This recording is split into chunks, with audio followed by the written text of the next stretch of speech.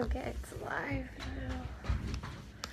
Alright, I'm gonna make sure it's posting.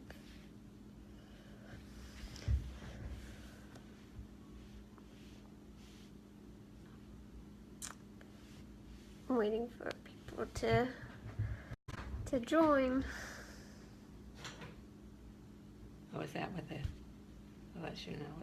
Yeah, it'll let us know when people join.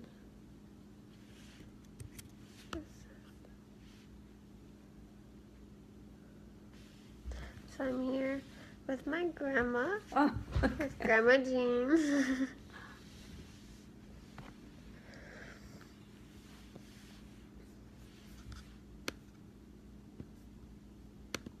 Oh, so you just have to move that around, okay.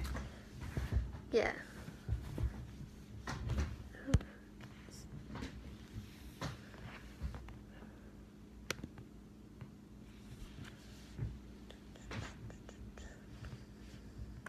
We're waiting for people to join. I'm here with my grandma. We're gonna talk about childhood stories and the times I spent with my grandma. Just gonna give it a few minutes. Hi, Melissa.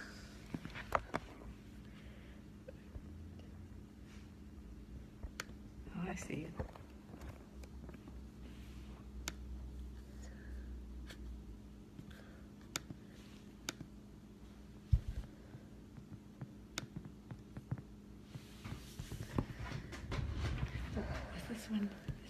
This one wasn't on the list, was it? It was on the list, yeah. I thought it was just starting at the And next one. I posted it just now so people can find it. So it's on OurTism and mine. Alright. So there's 2 people watching. See the number right there? Oh.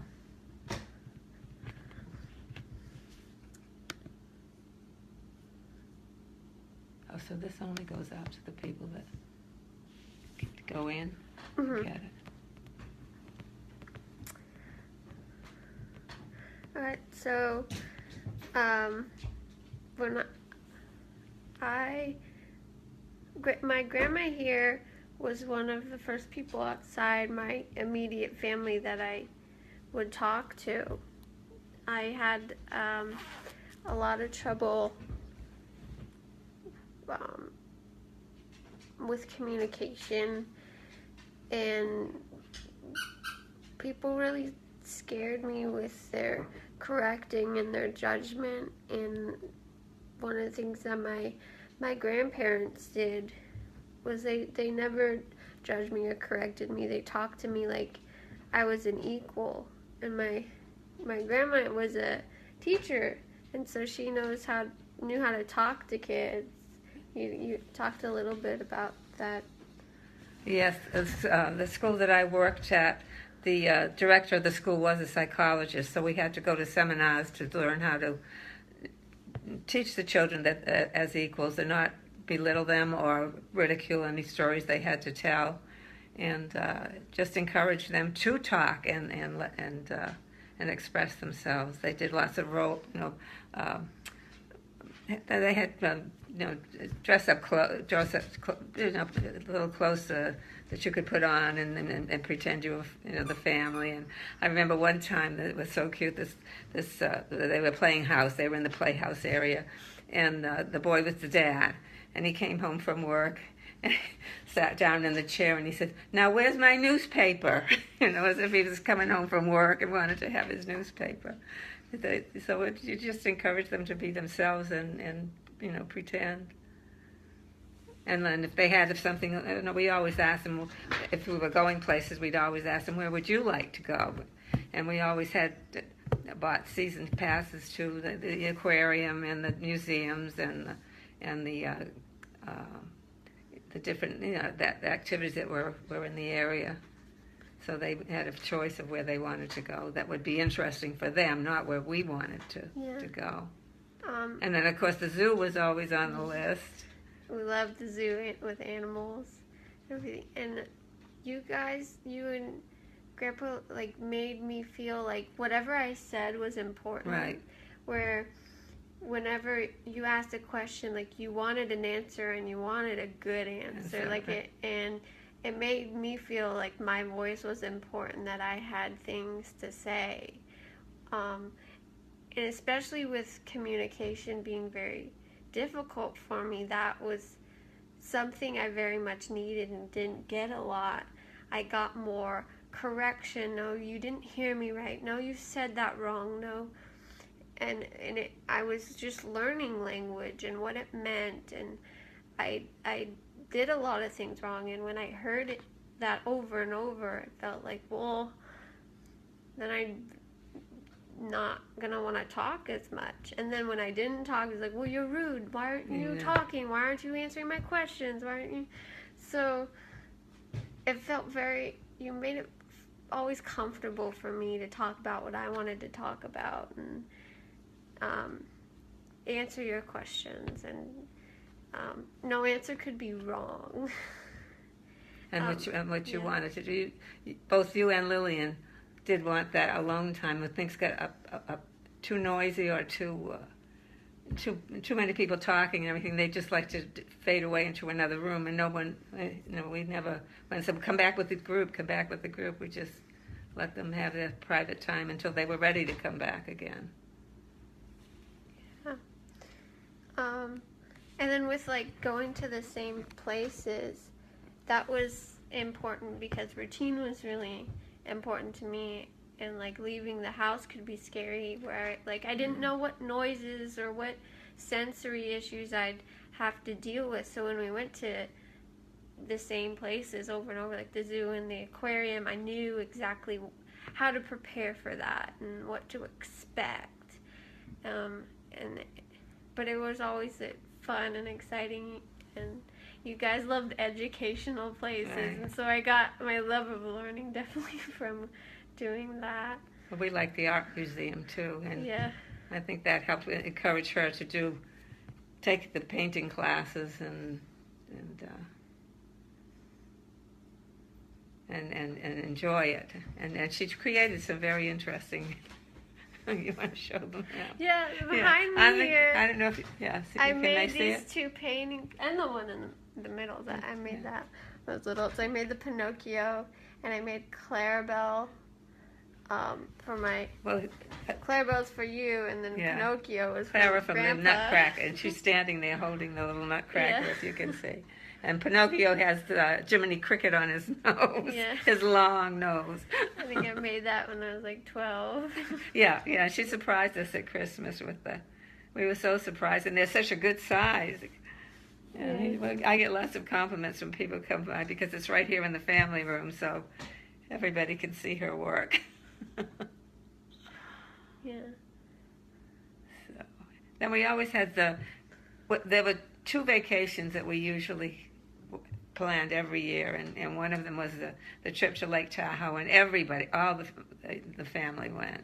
And she could tell you what she enjoyed the most was the one room where we had. Oh yeah, we had a room we shared with my cousins, and we would get really close because we had to spend so much time together. And it was set up like it was a dorm with bunk beds. We had a bunch of bunk beds. Yeah, in there. So we called it the dormitory, and they were mixed ages. They were the youngest actually until Tess came along. Yeah, but all the kids were in that room and had a ball. Yeah, and we were all very supportive of each other and very creative. We would set up museums for our grandparents and our parents to come through, and they had to play like 25 cents. Because we'd go into at Lake Tahoe, they have the downtown area, so that we'd go there, and they for souvenirs, they always wanted the crystal rocks and the different kind of rocks that were there. So they'd put all these different rocks out that we would have to, we'd go upstairs to the little museum where they had set it up in the hallway. We had to pay 25 cents to go up. And it was a tour. You had the tour of the rocks, and whatever other things they had picked up for souvenirs. Yeah, and the main thing we did was ski on that trip, but there'd be days where that would be too overwhelming, and I would stay home, and Grandma would always be there to like do arts and crafts with me to help me with my homework, or we would go out to some shops. Yeah. And she let me have time alone if I needed it, or she would entertain me, so I didn't get overwhelmed by going on all the exciting trips, because it was a lot, and it could get overwhelming, and no one really made me feel bad that I needed to do that sometimes. It was always comfortable to ask if to stay behind. And then when she did go, she didn't mind taking the lessons for the little ones, and she learned to ski very young. Yeah, I think She'd started come down at those 2 bunny years slopes. old. Yeah. So, and we got the same cabin every year, so it was like familiar and routine, and I knew what to expect. So it made it really nice. And she was lucky because the older children just, she was part of the group, whatever they were doing. Yeah, I always felt included. Like, and we had that nice yard where we would like build snowmen, and we built like a little sleigh. We would sled down that little hill. Yeah. And I remember Grandpa always had to go first. Make sure it was okay, yeah. So we built like a mountain out of snow, and then he would go and slide down it and ruin it, and you have to rebuild it. And their dad would always bring snowshoes. Yeah. And they'd tramp around in the snowshoes. Yeah.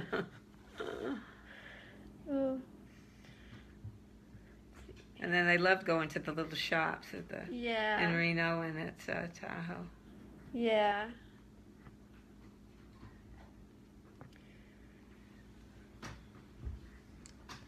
Yeah, there's a lot of colorful stuff and art to look at. Right. Yeah. And there was a lot of like little museums we went to.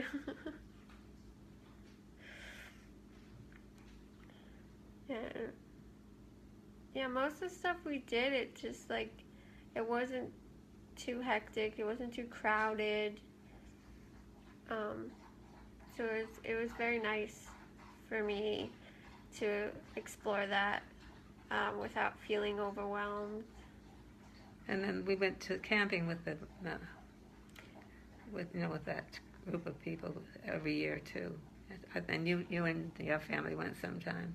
McIntyre, the friends of ours had a campground they would go to, and we would go with them, and both their family and our families would go, and they had kids to play with there from both families. Yeah, I just remember that how it was just a comfortable place to come to on the weekend was my grandparents' house. Oh, yeah. Just and especially when I didn't feel comfortable at school, or just with my extracurriculars and stuff, I would have teachers who just put me down, didn't make me feel very good, but then I would come to my grandparents and show them my art project or the new song I learned on the piano. Yeah. And it just always made me feel really good about it and pushed me to keep going with it. And we were very excited when she went into the photography and taking those. At a young age, she could take such wonderful pictures at the gatherings or whatever we were going to. I was very surprised that she could handle a camera like that. Benji. He wants to be in the video. That's my service dog. Where is he? He's in the picture. He's right there. Yeah, well, I'll get out of the way so they can see him. He's part of the family, too. He likes attention. Well, tell them about your Indian maidens, isn't it? You went to, that was an adventure time. Yeah. You used to enjoy going to all the activities they had. Yeah, I did Indian princesses with my dad. That was really, I love those trips. We were given a lot of independence, and I made friends who were just like excited about everything. And they did. If there is one in your area, I'd encourage your parents to see about it, because they camped overnight, at the local wilderness park, and it was a good adventure time for them, because they had to cook outside. And yeah, we'd go for the weekend with a bunch of dads and kids my age. And slept in the tents. And we slept in tents. We went hiking and swimming, kayaking, all camping stuff.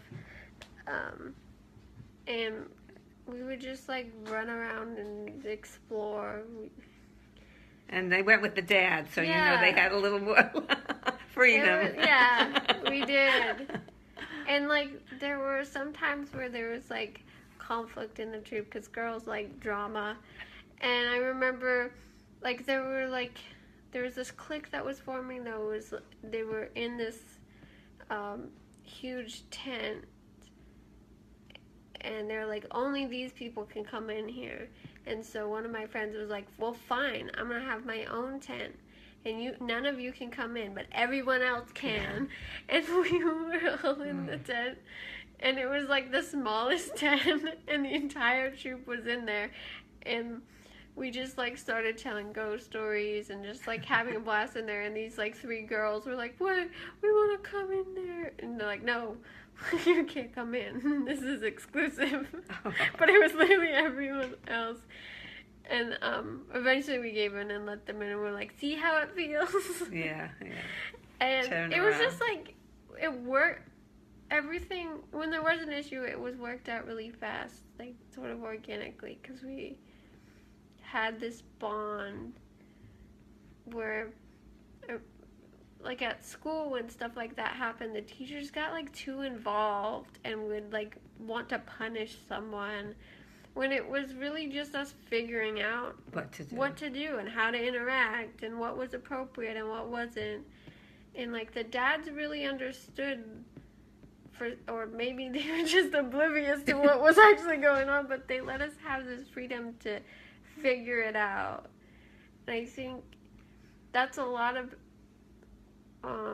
what really helped me, is like that trust that I will be able to figure it out, and that when I ask for help, that's when I want it, because I do know when I need help, but sometimes I want to figure it out on my own. So we did a lot of figuring stuff out. My grandparents.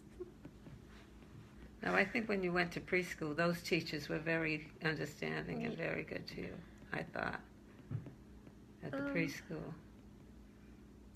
Yeah, I think for the most part I had some really nice teachers. There was like one teacher I didn't like in preschool. I remember, but she taught the older kids, so I didn't interact with her as much. Yeah, I remember like during nap time, she like wanted me to lay a certain way and have my eyes closed.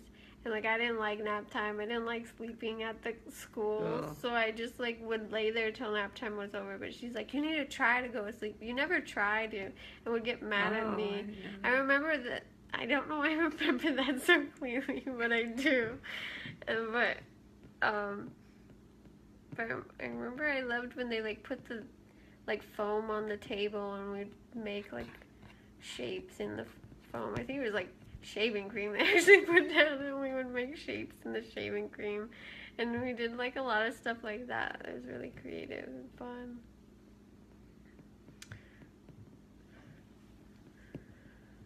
I think that everybody has one teacher that really bugs them, because I had one And I remember she used to grab you by the chin and she'd say, "Be quiet, you little chatterbox." And that made me so mad. Because she did that often.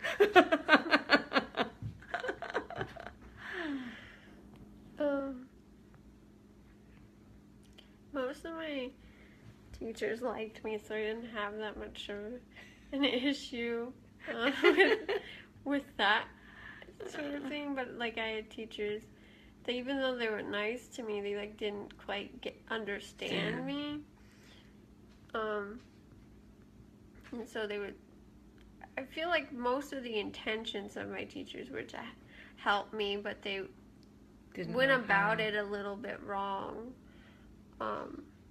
Where I've met teachers that I didn't have, but I knew some of my friends had that. I was like, why are you a teacher? You don't even like kids. Yeah. Like, your intentions are not to help anybody. But yeah, I just think, especially because I didn't have a diagnosis till high school, that they didn't, even if they knew about autism, I don't know if they knew how to interact with someone who had it. And how, I don't know if they even knew that I had that.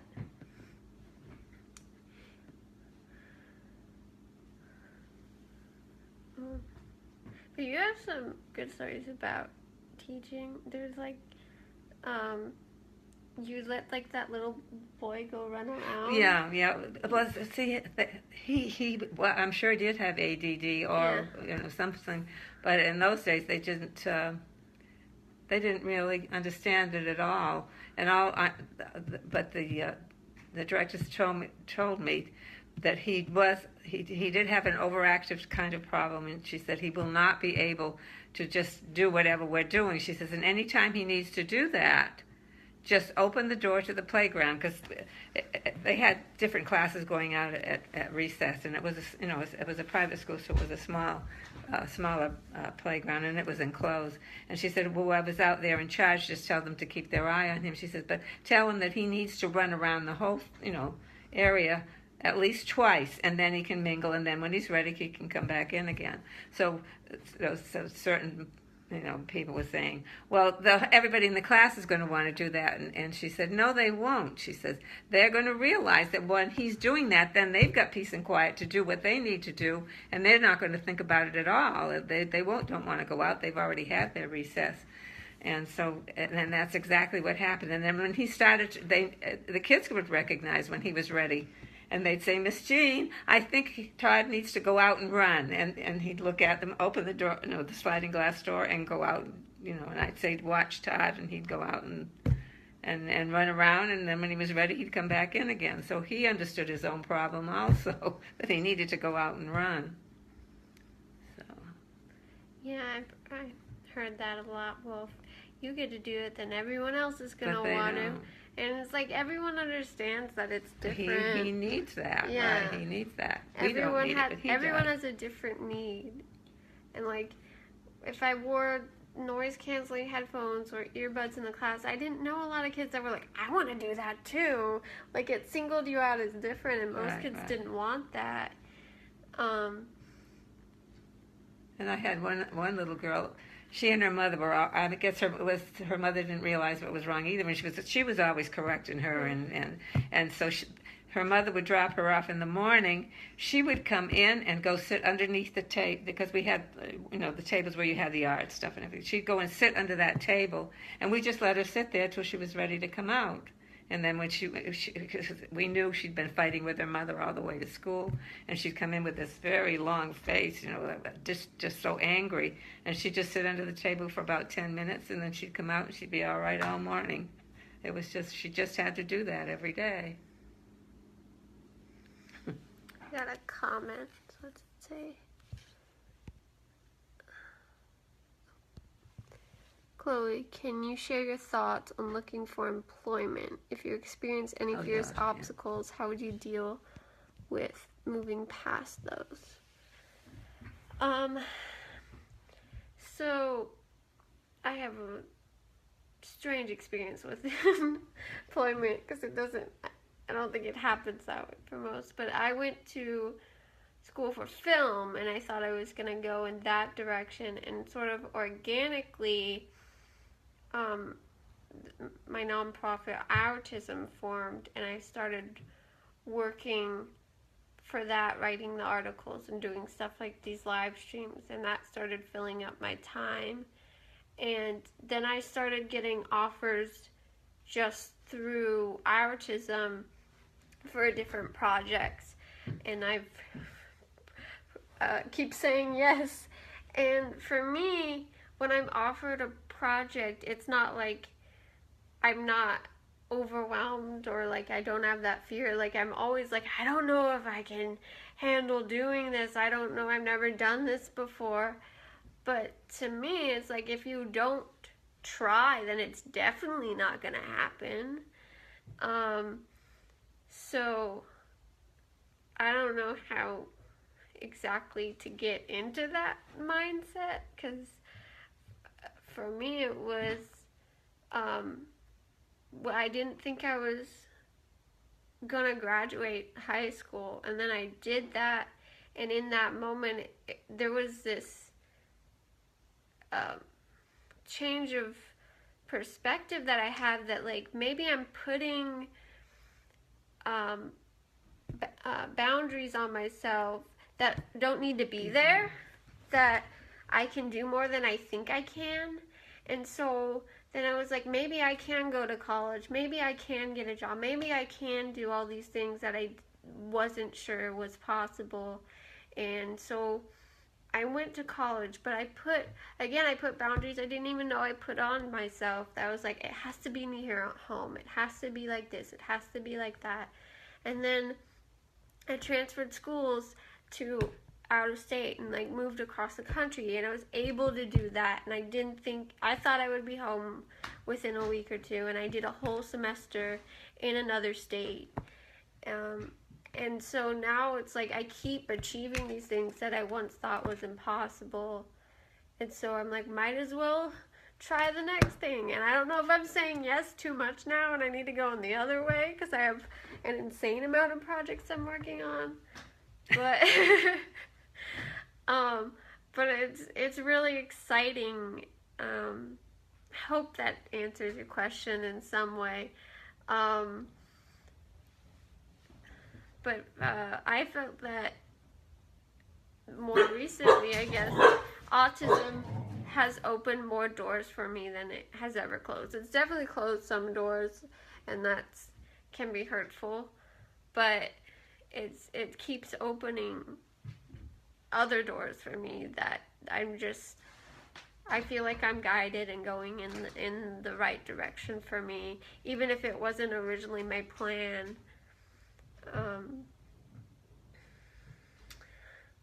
And I really enjoy what I'm doing. I really enjoy writing, and I really enjoy talking about things that I'm really passionate about and challenges that I've overcome.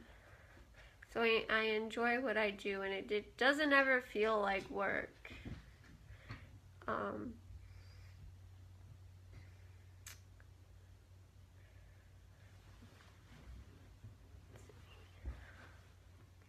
I've run out of things to talk about. So I think that you want to tell them about the Lillian's leader of her little theater group asked you at your young age to do the filming of the show, and they sold those. Yeah, when I think I was in high school. You were in high school, I think. Yeah. So I was like 16, I think, 17, somewhere around there. Right.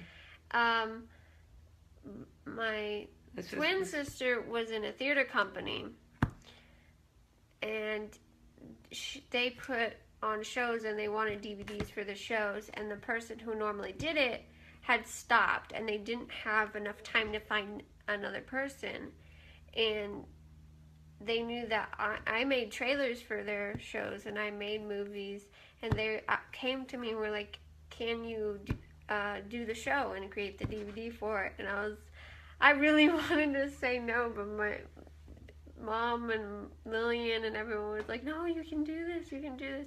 So I did it, and I made 3 shows worth of DVDs before. I was like, this is not what I want to do. I need to focus on school. But it was a lot of hard work, and I got paid for it. She had to go to the performance and film it, and then to get it ready to be for them to sell it. So I worked with a bunch of people who taught me new tricks and got new equipment for it, and I made it happen. Yeah, we were amazed that she was able to.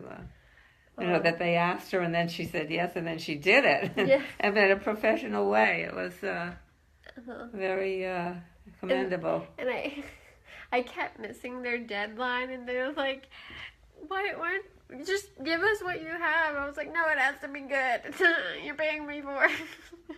And they were getting frustrated with me that it took so long. But then when I turned it in, everyone was like, "These are so good." And I was like, "Thank you." Do you have any more questions there? So does anybody have questions? We'll move on to questions if anyone has any questions.